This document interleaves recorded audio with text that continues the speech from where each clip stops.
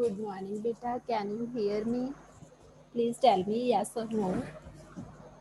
Yes ma'am. Okay, तो हम start कर रहे हैं यूनिट फर्स्ट फिजिक्स के, जिसका नेम है फिजिकल वर्ल्ड एंड मेजरमेंट। और फर्स्ट चैप्टर है फिजिकल वर्ल्ड और सेकंड चैप्टर में हम मेजरमेंट करेंगे। ठीक है, तो फर्स्ट चैप्टर जो है फिजिकल वर्ल्ड, इस वर्ड से ही हमें क्या पता चल रहा है कि फिजिकल वर्ल्ड नेचर के बारे में, वर्ल्ड में क्या है अराउंड अस, क्या क्या चीज़ें हैं, वही हमने क्या करना है, स्टडी करना है फर्स्ट चैप्टर में। साइंस क्या है, फिजिक्स क्या है, ये सारी चीज़ें हम पढ़ेंगे। ठीक है, तो देखो सबसे पहले साइंस क्या है। साइंस का जो वर्ड था ये कहाँ से स्टार्ट हुआ, ये ओरिजिनेट हुआ है लेटिन वर्ब से। लेटिन लैंग्वेज, लेटिन की वर्ब है जो साइंटिया। साइंटिया वर्ड से हमारा साइंस वर्ड बना है। साइंटिया वर्ड का मतलब है मीनिंग टू नो। ठीक है, कि टू नो। और इसी तरह ये संस्कृत वर्ड विजनना और अरेबिक वर्ड इल्म, इन तीनों का वर्ड्स का मीनिंग क्या है, नॉलेज है या फिर टू नो है। साइंस कहाँ से ओरिजिनेट हुआ है, लैटिन वर्ब साइंटिया से, संस्कृत वर्ड विजनना, अरेबिक वर्ड इल्म, इन तीनों वर्ड्स का मीनिंग क्या है, नॉलेज है, टू नो है। शुरू कैसे हुआ, स्टार्ट ओरिजिन क्या है इसका, साइंटिया। साइंटिया वर्ड से ये फॉर्म हुआ है। और साइंस की डेफिनेशन क्या है कि वो वाली नॉलेज जो लॉजिकल हो, ऐसे ही ना हो कोई नॉलेज जो लॉजिकल हो और ह्यूमंस ही गेन करें। वो कैसे गेन करें, through observations and experiments then organized systematically. Science के जितने भी लॉज हैं, जितने भी एक्सपेरिमेंट्स किए जाते हैं, जितनी भी रिसर्च है, जितनी भी चीज़ें आज तक साइंस की वजह से बनी हैं, डिस्कवर हुई हैं, है ना, वो कैसे हुई हैं, किसी ना किसी पर्सन ने, किसी ना किसी साइंटिस्ट ने, फिजिसिस्ट ने, मैथमेटिशियन ने, उन्होंने क्या किया, वो ऑब्जर्व करते गए चीज़ों को। ऑब्जर्व करने के बाद उन्होंने क्या किया, प्रिडिक्ट किया कि अगर ऐसा ना होता, कुछ लॉजिक बनाया उसके ऊपर, तो ऐसी प्रिडिक्शन बन जाती कि अगर ऐसा होता तो ऐसा होना चाहिए। तो उस प्रिडिक्शन को उन्होंने इम्प्लीमेंट करने के लिए उसको एक्सपेरिमेंट्स परफॉर्म किए। और एक्सपेरिमेंट परफॉर्म करने के बाद अगर उनकी प्रिडिक्शन ट्रू प्रूव हो गई तो वो चीज़ें लॉ बन गई और इससे बहुत सारी डिस्कवरी हो गई, है ना।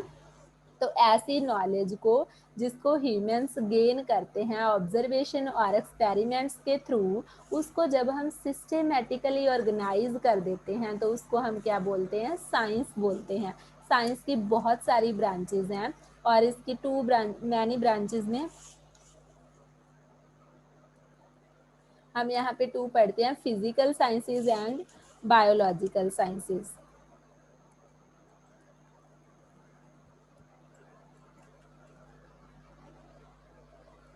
फिजिकल साइंसेज कौन सी साइंसेज हैं, जो साइंस डील करती हैं विद नॉन लिविंग थिंग्स, है ना, जिसमें लिविंग थिंग्स नहीं है उनको हम क्या बोलते हैं, फिजिकल साइंसेज।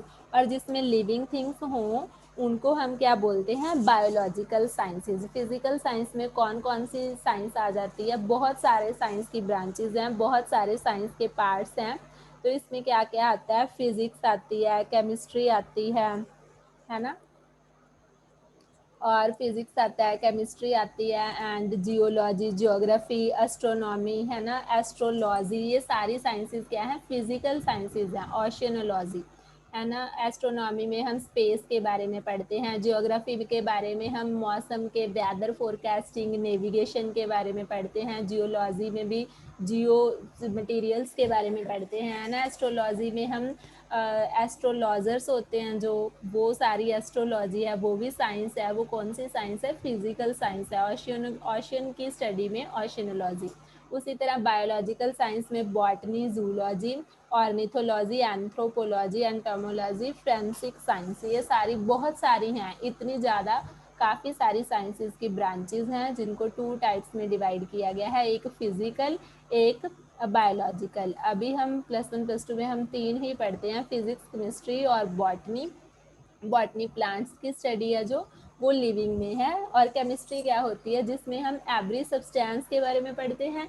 हर एक सब्सटेंस की कंप्लीट स्टडी करते हैं, उसके स्ट्रक्चर के बारे में पढ़ते हैं, कॉम्पोजिशन के बारे में पढ़ते हैं और चेंजेस उसकी वजह से कौन कौन से केमिकल चेंजेस हैं, फिजिकल चेंजेस हैं, वो चीज़ें पढ़ते हैं। लेकिन फिजिक्स क्या है, ये नेचुरल वर्ल्ड की स्टडी है ना। नेचुरल वर्ल्ड की स्टडी है जो जिसमें हम कौन से कंसेप्ट पढ़ेंगे, स्पेस के कंसेप्ट पढ़ेंगे, टाइम के कंसेप्ट पढ़ेंगे, मैटर के, एनर्जी के, वेव्स के, रेडिएशन के, मोशन के, बहुत सारी, ये सारा ही नेचर के बारे में है जो फिजिक्स है। उसके बाद इतना क्लियर है।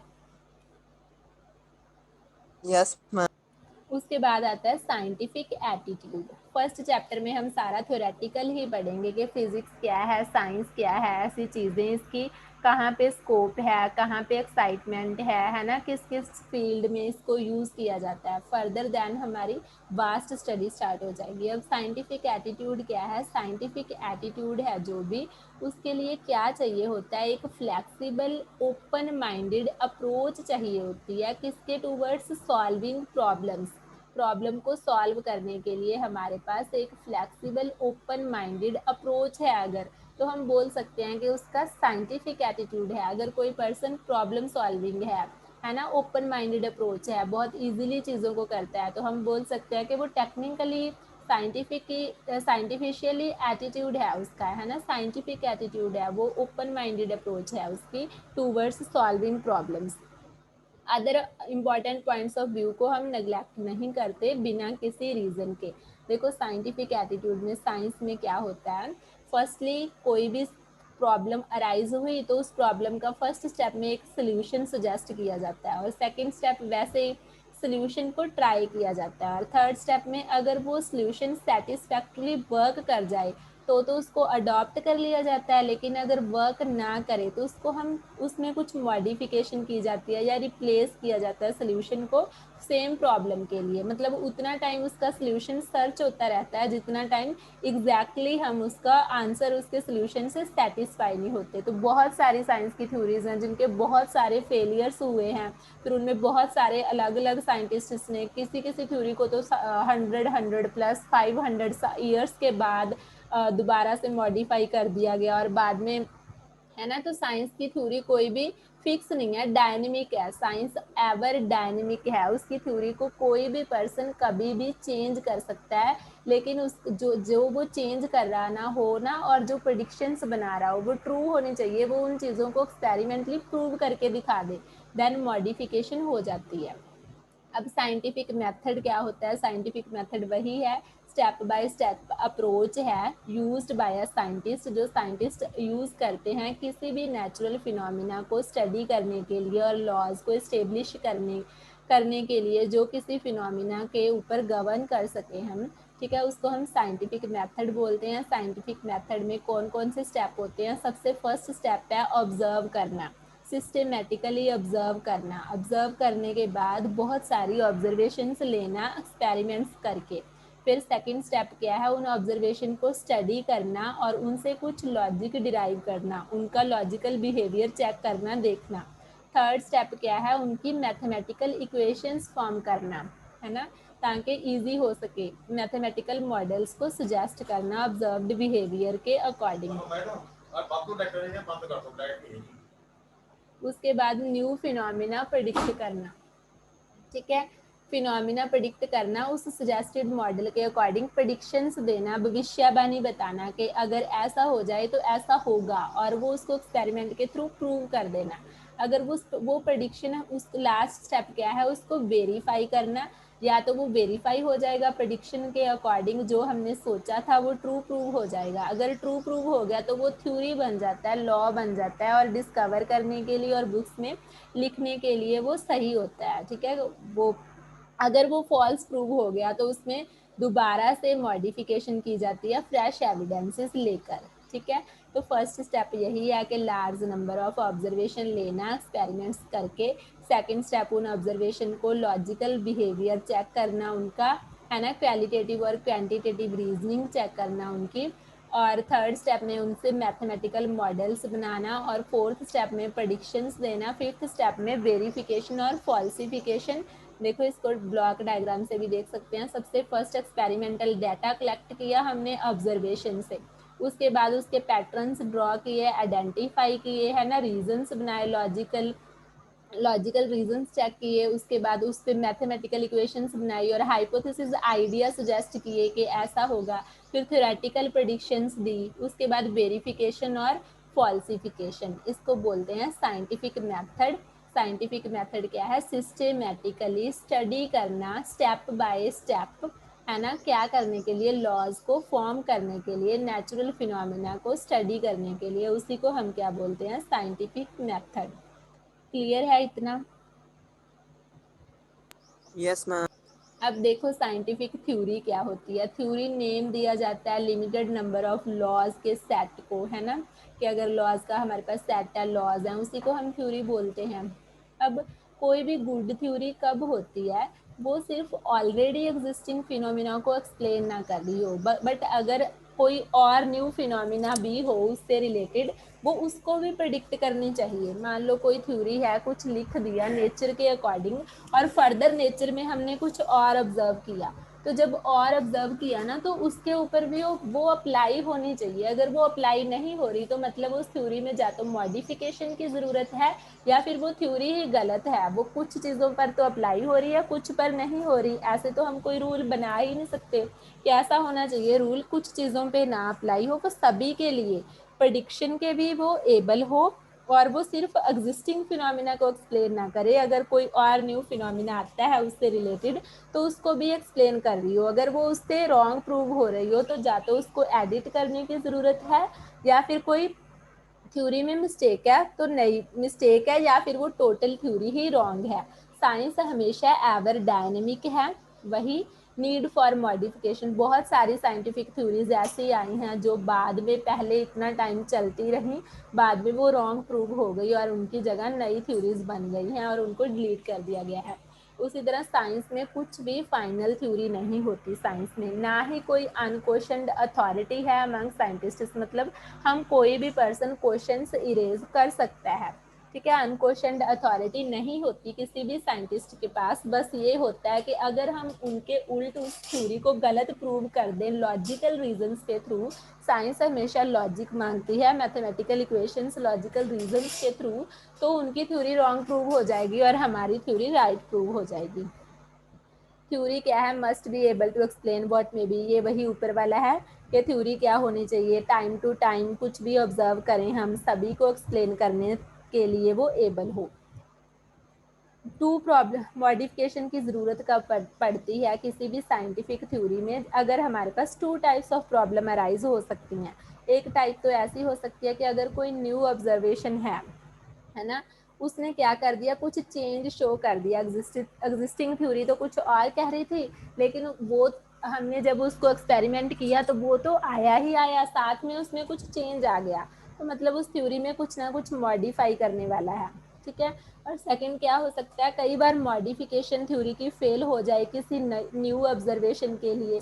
या तो ऐसा हो सकता है कि एक नई ऑब्जर्वेशन आ गई हमारे पास जो वो थ्योरी एक्सप्लेन ही नहीं कर रही थी, या फिर ऐसा हो सकता है कि हमारी थ्योरी फेल हो गई है ना, न्यू ऑब्जर्वेशंस को एक्सप्लेन करने में, है ना, तो उसमें मॉडिफिकेशन की ज़रूरत पड़ती है।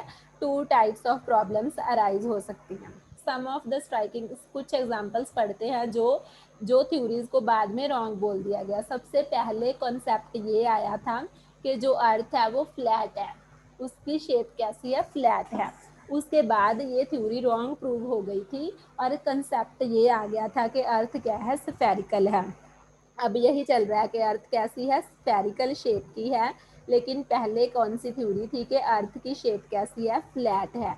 ये कब ऑब्जर्व हुआ था? किसी साइंटिस्ट ने, बहुत सारे साइंटिस्ट ने distant ship in a sea, ship के अंदर से ऑब्जर्व किया था, एक्सपेरिमेंट्स किए थे, और उन्होंने ये चीज़ प्रूव कर दी। फिर उनको लॉजिकल रीजंस देके कि अर्थ क्या है? स्फेरिकल है। अब उसके बाद अभी तक कोई इस चीज़ को रॉन्ग प्रूव नहीं कर पाया, तो इसीलिए हम यही लिखते हैं कि अर्थ की शेप कैसी है? स्फेरिकल है। ऐसे ही बहुत सारी थ्योरीज हैं। पहले एक जियोसेंट्रिक थ्योरी थी जिसके अकॉर्डिंग अर्थ जो थी वो यूनिवर्स के बिल्कुल सेंटर में थी, है ना, लेकिन ये रॉन्ग प्रूव हो गई एक हेलियोसेंट्रिक थ्योरी के साथ जो टाइको ब्रा ने की थी। हेलियोसेंट्रिक नहीं, जियोसेंट्रिक थ्योरी टाइको ब्रा नाम का साइंटिस्ट था, उसने फाइंड आउट की थी, डिस्कवर की थी। लेकिन ये रॉन्ग किसने प्रूव की थी? पी फॉर था कुछ, कैपलर। हाँ, कैपलर ने ही प्लैनेट्स के बारे में डिस्कवर किया था काफ़ी कुछ। ये कैपलर था, कैपलर ने हेलियोसेंट्रिक थ्योरी फाइंड की थी, जिसने ये प्रूव किया था, लॉजिकली प्रूव किया था कि सन क्या है, वो स्टेशनरी है। ठीक है, ये चीज़ इमेजिन करके वो चला, और सभी प्लैनेट्स क्या करते हैं, उसके अराउंड रिवॉल्व करते हैं। और इसकी अब हेलियोसेंट्रिक थ्योरी, जियोसेंट्रिक थ्योरी को हेलियोसेंट्रिक थ्योरी के साथ रिप्लेस कर दिया गया, बिकॉज कैपलर प्रूव हो गया था, कैपलर सही साबित हो गया था। उसके बाद इसी तरह एक कोर्पस्कुलर थ्योरी है लाइट की, जो न्यूटन ने दी थी। ये थ्योरीज के नेम हैं। ठीक है, न्यूटन ने क्या, जो न्यूटन की लाइट की थ्योरी थी वो भी रिप्लेस कर दी गई है हाइजन। हाइजन ने वेव थ्योरी बनाई थी लाइट की, जो क्या बोलता था कि लाइट का ड्यूअल नेचर होता है, समटाइम्स लाइट पार्टिकल की तरह बिहेव करती है, समटाइम वेव्स की तरह।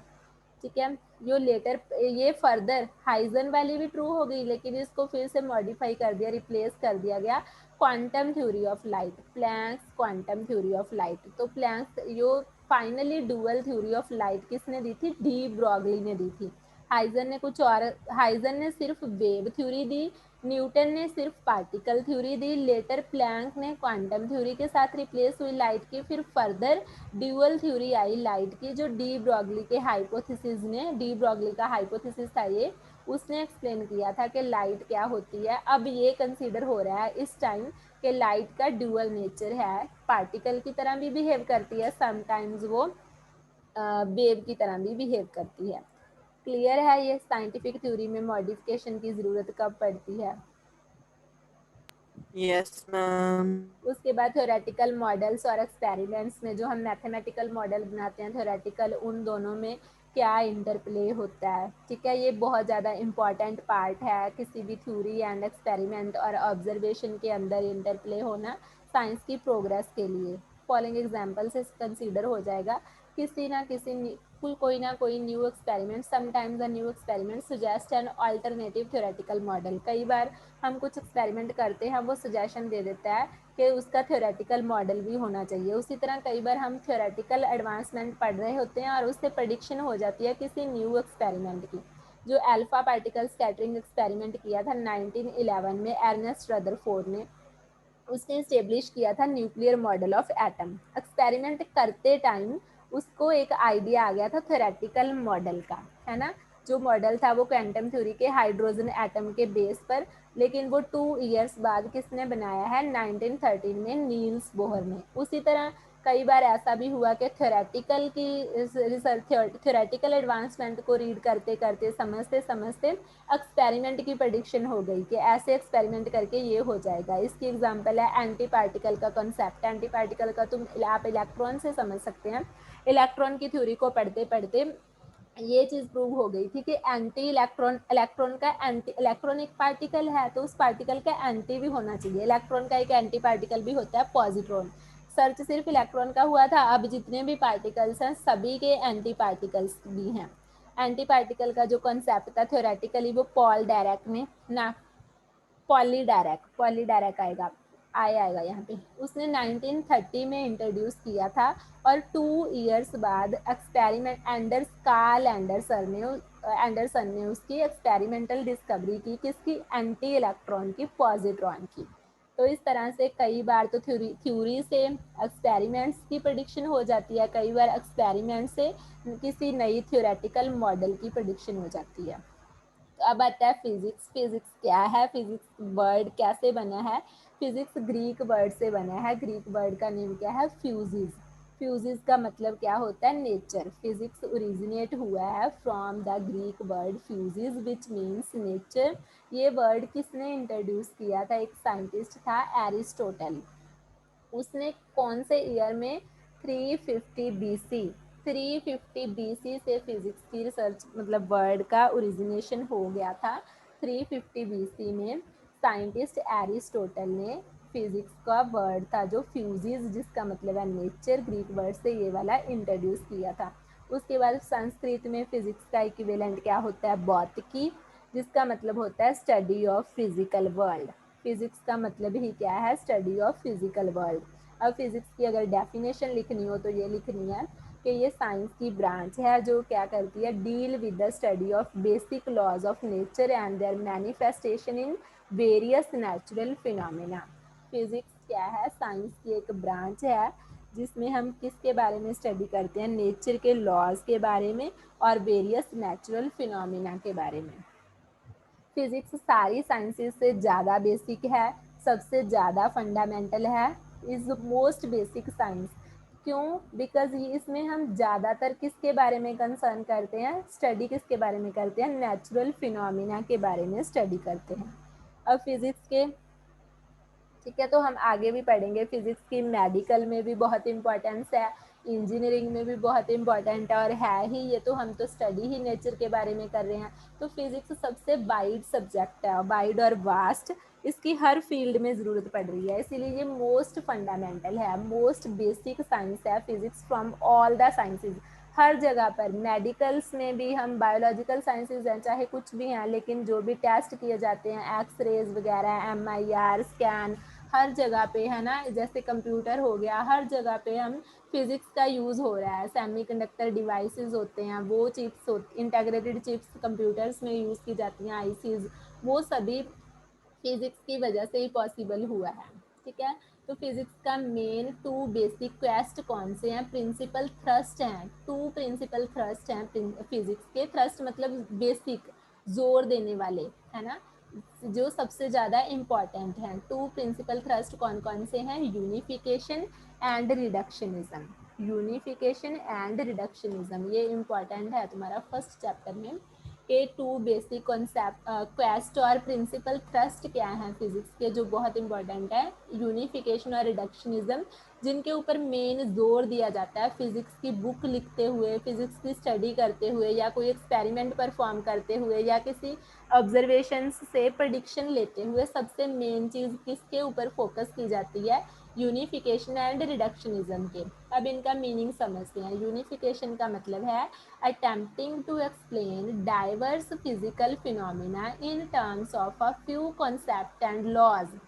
मतलब क्या है कि लॉ हमारे पास एक हो, लेकिन वो बहुत सारे नेचुरल फिनोमिना को एक्सप्लेन कर रहा हो, different different, diverse diverse. Unification का मतलब है अटेम्प्टिंग, मतलब कोई भी लॉ जब हमने बनाना है, कुछ ऑब्जर्व करना है, प्रेडिक्शन करनी है, एक्सपेरिमेंट्स करना है, तो हमें ध्यान में रखना है कि ये वाला लॉ कितने सारे, सिर्फ एक चीज़ के ऊपर ही ना फॉलो हो रहा हो, बहुत सारे नेचुरल फिनोमिना को वो एक्सप्लेन कर रहा हो। देखो एग्जांपल ले लेते हैं। अब लॉ ऑफ ग्रेविटेशन है, जो न्यूटन ने डिस्कवर किया था, law of gravitation given by Newton, वो कितनी जगह पे लगता है, motion of satellite around the planet, वहाँ पर भी ग्रेविटेशन का कॉन्सेप्ट है। Motion of planets around the sun, वहाँ पर भी ग्रेविटेशन का कॉन्सेप्ट है। Fall of an apple to the ground, वहाँ पर भी ग्रेविटेशन का कॉन्सेप्ट है। ठीक है, तो यूनिफिकेशन का मीनिंग समझ आया कि attempting to explain diverse physical phenomena in terms of few concept and laws. Laws और कॉन्सेप्ट तो बहुत कम हैं, लेकिन नेचुरल फिनोमिना बहुत ज़्यादा को एक्सप्लेन कर रहे हैं। ऐसा नहीं है कि एक लॉ सिर्फ एक नेचर के फिनोमिना को ही एक्सप्लेन कर रहा है, वो डिफरेंट डिफरेंट नेचुरल फिनोमिना को एक्सप्लेन करना है, ये चीज़ पे फोकस किया जाता है मेन फिजिक्स के स्टडी करते हुए। क्लियर है इतना? Yes, ma'am. ठीक है, तो सिमिलरली इलेक्ट्रोमैग्नेटिज्म के भी बहुत सारे लॉज हैं, जो बेसिक लॉज हैं, मैक्सवेल की इक्वेशंस के अंदर हैं। ये सारे लॉज वगैरह तुम्हें +2 तक कवर हो जाएंगे, सारे टॉपिक्स आ जाएंगे, है ना। मैक्सवेल इक्वेशंस, इलेक्ट्रोमैग्नेटिज्म, जिसमें हम दोनों फील्ड के बारे में पढ़ेंगे, इलेक्ट्रिक भी मैग्नेटिक भी।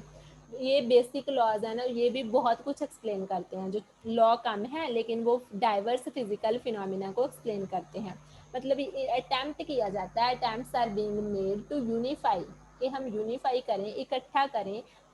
ये अटैम्प्ट है। अच्छा, ये एक नया है कि जो फंडामेंटल फोर्सेस हैं नेचर की, ये उसके लिए भी अटैम्प्ट्स की जा रही हैं कि उनको यूनिफाई कर दिया जाए, कम लॉज में ज़्यादा फिजिकल फिनोमिना हम एक्सप्लेन कर सकें। अब सेकेंड है रिडक्शनिज्म। रिडक्शनिज्म का मीनिंग है, इसको सिंपल ही समझ लो, जैसे कि हमारी बुक है, बुक में ऐसा तो नहीं है कि एक टॉपिक से शुरू करके बस सारा थ्योरी लिख दी, उसमें क्या है, पहले यूनिट्स बनाई हुई हैं, यूनिट्स के अंदर चैप्टर्स बनाए हुए हैं, चैप्टर के अंदर फिर सब टॉपिक बनाए हुए हैं ना, टॉपिक्स के अंदर फिर और स्मॉल स्मॉल पार्ट्स बनाए हुए होते हैं हर एक क्वेश्चन के अंदर। तो वो खुद ही हम जब करते हैं कुछ, अगर तो हम ऐसे ही लिखते रहें एक पेज पर ऐसे में, बिल्कुल ऐसे की फॉर्म में लिख दें, बिल्कुल क्लियर नहीं होता। अगर हम उसमें सब पार्ट्स बनाएं, पॉइंट्स बनाएं, तो वो कितना क्लियर हो जाता है, मतलब कॉम्प्लेक्स सिस्टम भी ईजी लगने लगता है हमें। तो रिडक्शनिज्म का मतलब ही ये है कि छोटे छोटे पार्टी कॉम्प्लेक्स सिस्टम को कैसे अंडरस्टैंड करना, सिंपलर पार्ट्स में तोड़कर। ठीक है, reductionism means attempting to derive the properties of a bigger more complex system from the properties of its constituent simpler parts. किसी कॉम्प्लेक्स सिस्टम को समझने के लिए हम उसके सिंपलर पार्ट्स के छोटे छोटे कॉन्स्टिट्यूएंट्स, सिंपलर पार्ट्स के को की प्रॉपर्टीज़ को अगर स्टडी कर लें तो हमें कॉम्प्लेक्स सिस्टम की स्टडी हो जाएगी, वो हमें समझ आ जाएगा। तो रिडक्शन ये भी अटैम्प्ट किया जाता है हमेशा कि हम बिगर और कॉम्प्लेक्स सिस्टम की प्रॉपर्टीज़ को सिंपलर पार्ट्स में डिवाइड करके समझ पाएँ उसको। ठीक है, देखो example, that is attempt to explain a macroscopic, that is attempt to explain a macroscopic system in terms of its microscopic constituents। अगर हमारे पास कोई बिग सिस्टम है, मैक्रोस्कोपिक सिस्टम है, उसको हम किस तरीके से एक्सप्लेन करें, हम उसको इस तरह से एक्सप्लेन करें कि हमारे पास हम क्या करें, माइक्रोस्कोपिक कॉन्स्टिट्यूएंट्स की टर्म्स में उसकी स्टडी कर पाएँ और हमें वो सारा क्लियर हो जाए, समझ हो जाए। ठीक है, तो किसी बिगर सिस्टम को, किसी कॉम्प्लेक्स सिस्टम को स्मॉल माइक्रोस्कोपिक पार्टिकल्स में, सिंपलर पार्ट्स में, है ना, माइक्रोस्कोपिक कॉन्स्टिट्यूएंट्स में स्टडी करना, एक्सप्लेन करना, उसको क्या बोला जाता है, रिडक्शनिज्म। इस चीज़ के ऊपर भी फोकस किया जाता है कि हम क्या करें, कॉम्प्लेक्स सिस्टम को सिंपलर पार्ट्स में एक्सप्लेन करें ताकि वो ईजी हो जाए। देखो इसके लिए भी एग्जाम्पल करते हैं। एग्जाम्पल क्या है कि थर्मोडायनेमिक्स फिजिक्स है, जिसमें हम हीट के बारे में, टेम्परेचर के बारे में, इन चीज़ों के बारे में स्टडी करते हैं। थर्मो का मतलब है टेम्परेचर ही, है ना, ये वाले टेम्परेचर वेरी, ये फिजिक्स का ही पार्ट है थर्मोडायनेमिक्स। थर्मोडायनेमिक्स का जो कॉन्सेप्ट था वो कैसे इस तरह से डेवलप किया था कि वो मैक्रोस्कोपिक प्रॉपर्टीज़ को एक्सप्लेन कर सकता था। मैक्रोस्कोपिक प्रॉपर्टीज़ कौन सी, temperature, internal energy, entropy of the bulk system. ठीक है, लेटर ऑन इसका क्या हो गया कि जो ये प्रॉपर्टीज थी छोटी छोटी, है ना, टेम्परेचर, इंटरनल एनर्जी, एंट्रोपी, है ना, अगर हम इनकी स्टडी कर लें तो हमें पूरे कॉम्प्लेक्स सिस्टम की समझ आ जाएगी। ठीक है, तो यहाँ से क्या होता है कि हम किसी कॉम्प्लेक्स सिस्टम को उसके कॉन्स्टिट्यूएंट्स की स्टडी प्रॉपर्टीज़ को एक्सप्लेन करते हैं ताकि कॉम्प्लेक्स सिस्टम को स्टडी करना क्या हो जाए, इजी हो जाए। क्लियर है इतना? Yes, ma'am. ठीक है, तो इतने नोट्स बना लेना और सारा बुक से रिवाइज कर लेना, बुक से पूरा पढ़ना है यहाँ तक। ठीक है, तो आज हमने यही पढ़ा है कि साइंस क्या होती है। साइंस का मतलब है, साइंस ओरिजिनेट हुई है बाय वर्ड साइंटिया से, जिसका मतलब नॉलेज है। साइंस को डेफिनेशन क्या है कि knowledge which humans have gained through observations and experiments when organised systematically. उसके बाद ब्रांचेस बहुत सारी हैं साइंस की, लेकिन फिजिकल साइंसेज और बायोलॉजिकल साइंसेज मेन है। फिजिकल साइंसेज कौन सी होती हैं, जिसमें नॉन लिविंग थिंग्स के बारे में पढ़ते हैं, और लिविंग वाली क्या होती हैं, बायोलॉजिकल। फिजिक्स कौन सी है, ये फिजिकल साइंस है। उसके बाद साइंटिफिक एटीट्यूड क्या है कि open minded approach towards solving problems. Method कैसे है कि पहले किसी प्रॉब्लम का सल्यूशन सजेस्ट किया जाता है, फिर उस सल्यूशन को ट्राई किया जाता है, अगर वो सेटिस्फैक्ट्री वर्क करता है तो उसको अडॉप्ट कर लिया जाता है, अदरवाइज उसमें मॉडिफिकेशन की जाती है या रिप्लेस किया जाता है। उसी तरह साइंटिफिक मेथड है, स्टेप बाय स्टेप अप्रोच जो साइंटिस्ट यूज़ करते हैं नेचुरल फिनोमिना को स्टडी करने के लिए और लॉज इस्टेब्लिश करने के लिए। फर्स्ट स्टेप में क्या किया जाता है, ऑब्जर्वेशंस ली जाती हैं एक्सपेरिमेंट्स के थ्रू। सेकंड स्टेप में उन ऑब्जर्वेशंस को यूज़ करके क्वालिटेटिव एंड क्वांटिटेटिव रीजनिंग बनाई जाती है, लॉजिकल बिहेवियर उनका चेक किया जाता है, देखा जाता है। फिर थर्ड स्टेप में क्या किया जाता है, उनसे मैथमेटिकल इक्वेशंस फॉर्म की जाती है, मॉडल बनाया जाता है। फोर्थ स्टेप में उस मॉडल के बेस के ऊपर हम क्या करते हैं, प्रिडिक्शंस करते हैं। और फिफ्थ स्टेप में वेरिफिकेशन और फॉल्सिफिकेशन की जाती है। अगर हमारी प्रिडिक्शन जो की थी हमने वो ट्रू प्रूव हो जाती हैं तो वो वेरीफाई हो जाता है और लॉ बन जाता है, उनको बुक्स में लिख दिया जाता है और उसके ऊपर डिस्कवरी जो भी करनी होती है वो हो जाती है। और अगर वो फॉल्स हो जाए तो उसको या तो मॉडिफाई किया जाता है या फिर न्यू एविडेंसेस यूज़ करके मॉडिफाई करने की कोशिश करते हैं, या फिर वो फेल ही हो जाता है, फिर नया बनाया जाता है ना। उसके बाद हमने साइंटिफिक थ्योरी पढ़ा था। साइंटिफिक थ्योरी क्या है, एवर डायनेमिक है, ये कभी भी फाइनल थ्योरी नहीं है। साइंस में कोई भी पर्सन अगर कभी भी उसमें कुछ कोई भी चेंजेस कर सकता है, लेकिन लॉजिकल रीज़न होने चाहिए। जैसे कि हमने फ्लैट अर्थ का कॉन्सेप्ट रिप्लेस हुआ है स्फेरिकल अर्थ के साथ। बहुत सारी थ्योरीज हैं जो पहले कुछ और कंसीडर की गई थी, बाद में लॉजिकल काफ़ी काफ़ी ईयर्स बाद भी उनके ऊपर लॉजिकल रीज़न एक्सप्लेन कर दिए गए, फिर वो चेंज हो गई बिकॉज प्रूव कर दिया और साइंटिस्ट ने कि वो तो गलत है, ऐसे होगा। तो और इंटरप्ले होता है थियोरेटिकल मॉडल और एक्सपेरिमेंट में। कई बार एक्सपेरिमेंट थियोरेटिकल मॉडल सजेस्ट कर देते हैं, कई बार थियोरेटिकल एक्सपेरिमेंट सजेस्ट कर देता है। उसके बाद फिजिक्स है। फिजिक्स ओरिजिनेट हुई है ग्रीक वर्ड फ्यूजिस से, जिसका मतलब नेचर है। ये वर्ड एंशियंट साइंटिस्ट था एक बहुत, एरिस्टोटल पुराना साइंटिस्ट था जो एरिस्टोटल 350 बीसी के ईयर में उसने ये वाला वर्ड इंट्रोड्यूस किया था। और इसके बाद फिजिक्स की डेफिनेशन क्या है कि ये साइंस की ब्रांच है which deals with basic laws of nature and natural phenomena. Physics क्या है, सारी साइंसेज में से मोस्ट बेसिक है और फंडामेंटल है ना, बिकॉज इससे हम बहुत सारे नेचुरल फिनोमिना को एक्सप्लेन कर सकते हैं। उसके बाद दो बेसिक क्वेस्ट हैं जिसको दो प्रिंसिपल थ्रस्ट भी बोला जाता है, मतलब मेन फोकस देने वाले, है ना, जिनके ऊपर ज़्यादा ध्यान होना चाहिए। वो कौन कौन से है, यूनिफिकेशन एंड रिडक्शनिज्म। यूनिफिकेशन का मतलब है हमेशा ये अटैम्प्ट की जाती है कि डाइवर्स फिजिकल फिनोमिना को एक्सप्लेन कर सके हम फ्यू कॉन्सेप्ट और लॉज के through, in terms of few concept and laws. ठीक है, जैसे कि ग्रेविटेशन लॉ की एग्जांपल ले लो, जो कि बहुत सारे डिफरेंट डिफरेंट फिजिकल नेचर के फिनोमिना को कॉन्सेप्ट्स को एक्सप्लेन करता है। उसके बाद रिडक्शनिज्म। रिडक्शनिज्म में भी क्या है किया जाता है, अटैम्प्ट की जाती है कि हम किसी बिगर कॉम्प्लेक्स सिस्टम की प्रॉपर्टीज़ को डिराइव करने के लिए उसके सिंपलर पार्ट्स की प्रॉपर्टीज़ को एक्सप्लेन कर सकते हैं, जिससे वो ईजी हो जाता है। ठीक है, तो इतना किया था हमने आज। क्लियर है, कोई डाउट हो बेटा? No, ma'am. तो इतना काम नोटबुक पे भी करना है, और नोटबुक पे करना है, और साथ में इसी नंबर टॉपिक तक बुक से रिवीजन करनी है, एक एक वर्ड टू वर्ड पढ़ना है, सारे कॉन्सेप्ट क्लियर होने चाहिए। ठीक है, Okay, ma'am. ओके, साथ साथ पढ़ोगे तो ठीक रहेगा, अदरवाइज बहुत सिलेबस है, तो साथ साथ वर्ड टू वर्ड पढ़ो, तब पूरा क्लियर हो जाएगा, बिल्कुल डाउट आएगा ही नहीं। Okay, you can leave now.